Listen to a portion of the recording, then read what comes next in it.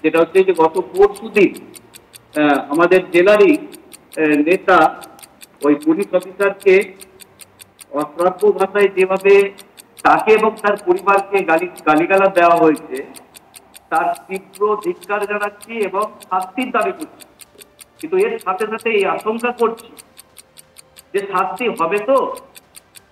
এর একটাই কারণ, সেই তৃণমূল কংগ্রেস 11 সালের পর থেকে তাদের প্রধান যে একটা নীতিহীন আদর্শহীন দল, তাদের প্রধান লক্ষ্য হচ্ছে লুট করা, এবং এই লুটটাকে বজায় রাখার জন্যই প্রশাসনের ক্ষমতা, দুষ্কৃতির রাজ, এটা প্রয়োজন।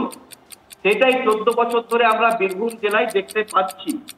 পুলিশকে যেভাবে দুর্নীতির সঙ্গে যুক্ত করেছে এই রাজ্য সরকার তথা তৃণমূলের সরকার, ফলে এই দুর্নীতিগ্রস্ত পুলিশ প্রশাসন ইচ্ছা থাকলেও এই স্বৈরাচারী শাসকের বিরুদ্ধে কোনো কথা বলতে পারবে না।